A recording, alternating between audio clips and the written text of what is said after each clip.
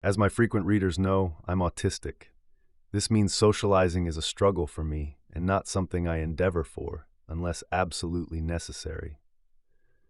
It's been a few years since I last had any sort of meaningful conversation with another human being, outside the pleasantries required by my day job delivering parcels.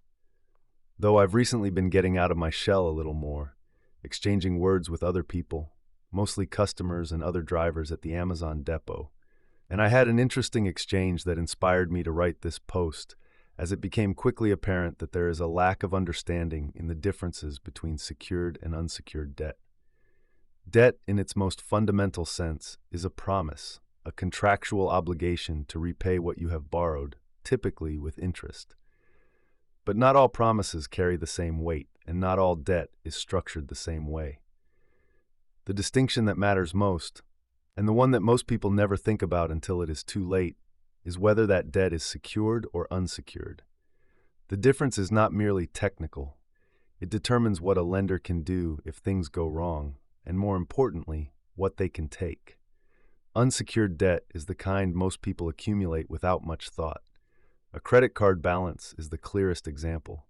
When a bank extends you a credit limit, they are lending you money on the basis of your creditworthiness alone, your income, your history, your perceived reliability as a borrower. There is no asset backing the arrangement. If you buy a television on a credit card and then fail to repay the debt, the bank cannot come to your door and reclaim the television. They have no legal claim over any specific thing you own. Their recourse is limited to chasing the debt through collections, damaging your credit score, or in more serious cases, pursuing a county court judgment. A personal loan, similarly, is unsecured in most common forms.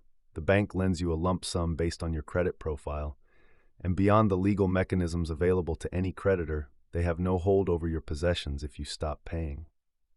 Secured debt works on an entirely different principle. Here, the loan is not merely backed by your word, it is backed by an asset.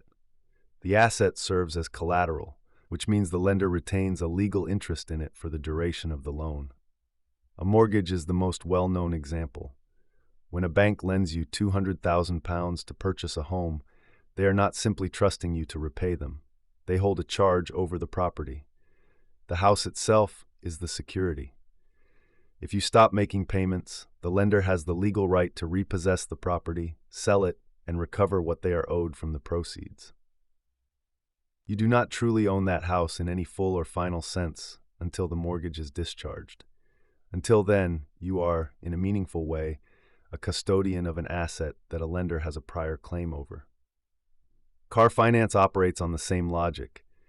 When a finance company funds the purchase of a vehicle, whether through hire purchase or a personal contract purchase agreement, the loan is secured against the car. The finance operator is essentially the legal owner of the vehicle until the final payment is made.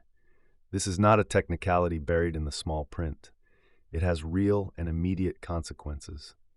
If you fall into arrears, the finance company does not need to pursue you through the courts in the same way an unsecured creditor might. They can repossess the car, because legally it is still theirs to take. The vehicle is the collateral, and its recoverable market value is precisely what gave them the confidence to extend the loan in the first place. This is where the practical distinction becomes most stark, and where most people's understanding tends to collapse. Imagine someone who finds themselves in serious financial difficulty, mounting debts, no savings, and ultimately no choice but to pursue bankruptcy.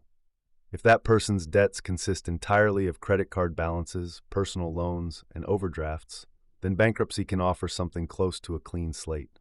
With no assets to liquidate, the unsecured creditors receive nothing, the debts are written off, and the individual, after the statutory period, can begin again. It is a brutal but functional mechanism, and the system is designed to allow it because unsecured lenders price that risk into the interest rates they charged from the beginning. But introduce a car on finance into that picture and the situation changes immediately. The vehicle is not an asset that the individual fully owns. Not legally, not yet. The finance company holds a prior interest in it, and that interest survives the bankruptcy process. They can repossess the car regardless of the bankruptcy proceedings. because they are not chasing a debt so much as recovering their own property. The distinction is not just legal abstraction. It means that someone who believed they were walking away from everything might find themselves without transport, losing their ability to work, losing the very thing they needed to earn the income they could no longer afford to service. The secured creditor is structurally insulated from the consequences that devastate unsecured creditors. Understanding this distinction matters because it changes how you should think about the debt you take on. Unsecured debt, for all its convenience, tends to carry higher interest rates, precisely because the lender is taking on more risk. They have no fallback, no asset to recover, no floor beneath their exposure. Secured debt typically comes with lower rates because the lender has a guaranteed recovery mechanism. The lower monthly cost of a car on finance, relative to an unsecured personal loan for the same amount, is not a gift. It is a trade.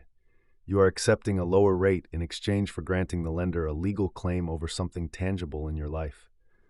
When times are good, that trade feels invisible. When times are hard, it becomes the only thing that matters. Most people, when they sign a finance agreement, are thinking about the monthly payment.